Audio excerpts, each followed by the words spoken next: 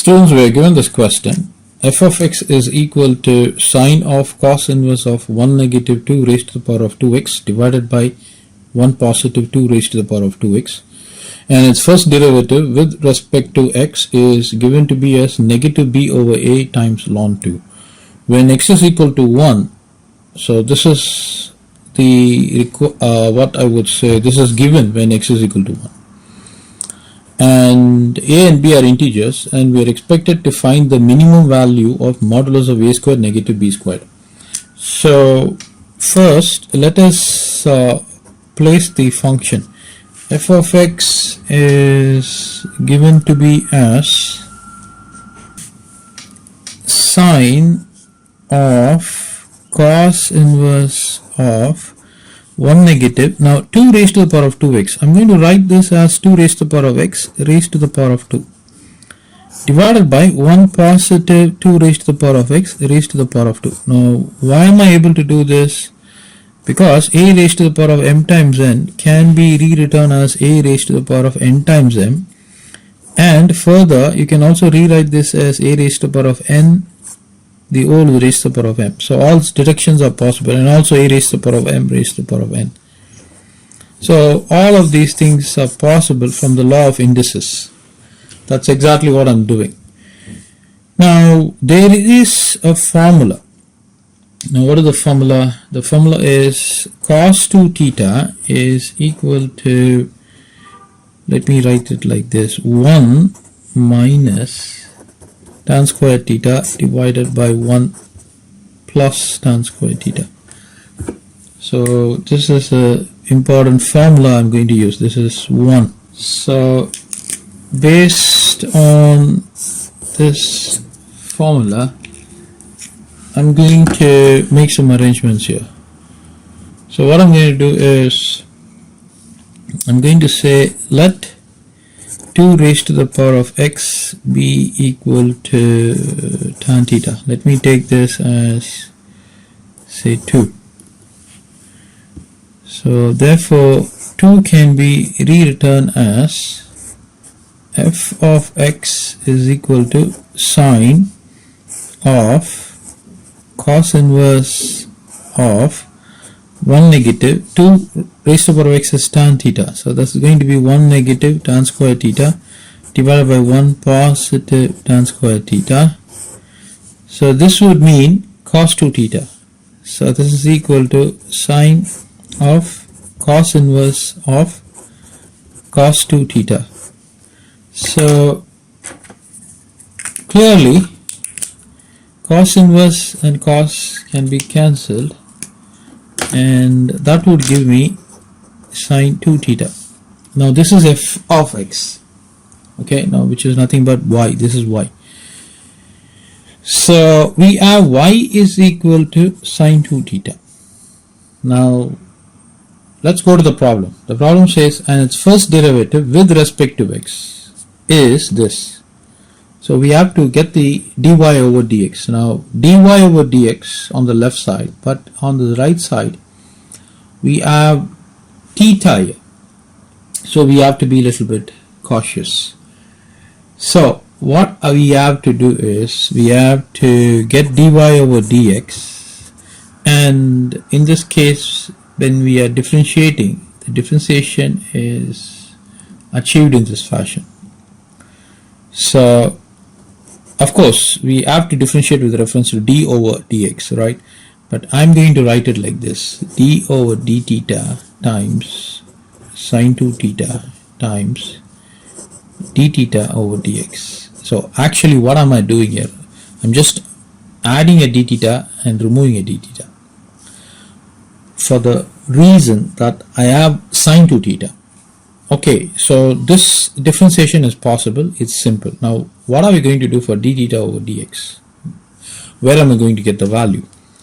Now I've just taken this as 2. I'm going to take this as 3. Now you can see here 2 raised to the power of x is equal to tan theta. So let me use this part of the space.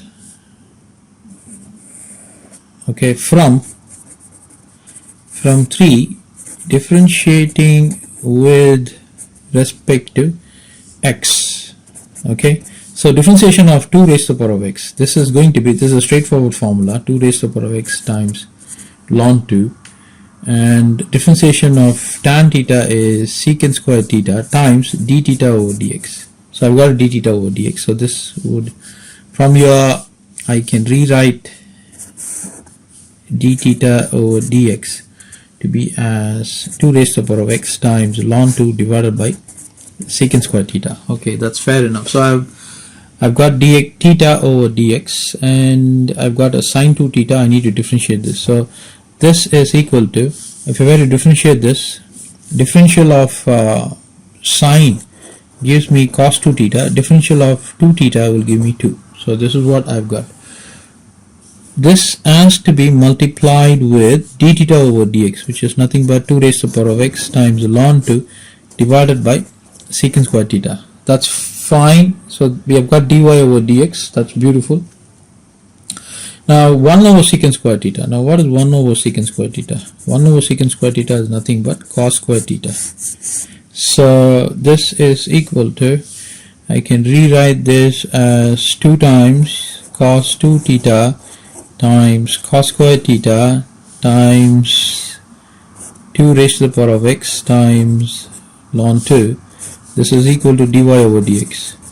Okay, let's go back to the problem. It says find its first, its first derivative with respect to x is given to be as negative b over a ln 2 when x is equal to 1. So at x is equal to 1,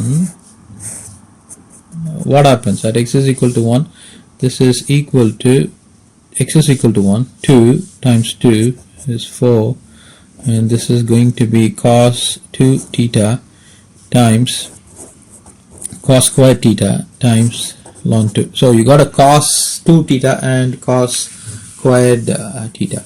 Now we need to get these values. So how I'm going to get these values, I'm going to show you that in a minute. Now foremost, I want to get rid of this cos 2 theta. Now what is cos 2 theta? Now cos 2 theta is equal to cos square theta minus sin square theta. Now sin square theta is nothing but 1 minus cos square theta. So this is nothing but 2 times cos square theta minus 1. So this is what I've got. So I'm going to substitute this there. So 4 times of, in place of cos 2 theta, let us substitute 2 times cos square theta minus 1 times cos square theta times ln 2.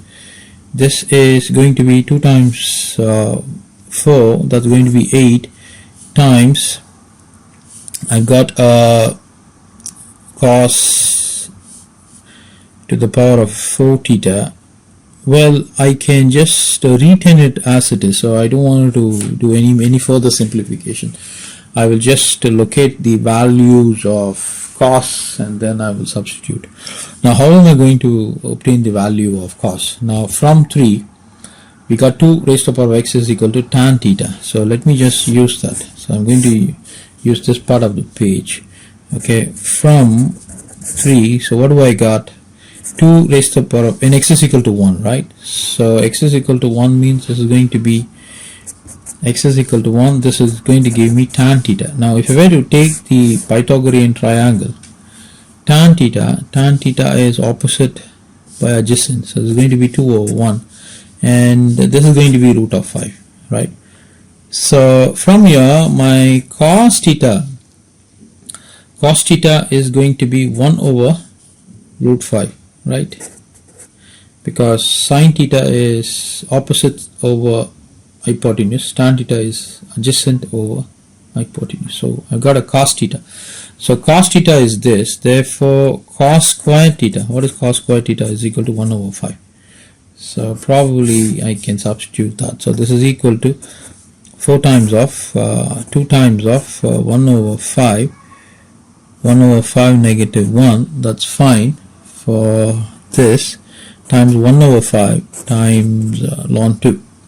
So this is equal to 4 times of 2 over 5 negative 1 times 1 over 5 times ln 2. This is equal to 4 times 2 negative 5, that's negative 3 over 5 times 1 over 5 times ln 2. This is going to give me negative 12 over 25 times ln 2. What is this? This is dy over dx at x is equal to 1, which is given to be as negative b over a ln 2. You see that? The first derivative with reference to x is negative b over a. So this is negative b over a ln 2, and this is negative 12 over 25 times ln 2. So this implies my b is 12 and my a is 25. We are expected to find the value of a modulus of a squared negative b squared. So therefore modulus of a squared negative b squared is equal to modulus of 25 squared negative 12 squared, which is 625 negative 144. So 625 144, I get a 1, and this is going to be 12, and I get 8 and 5, 481, right? So the solution is going to be 481, and that is a good place for us to draw the red line.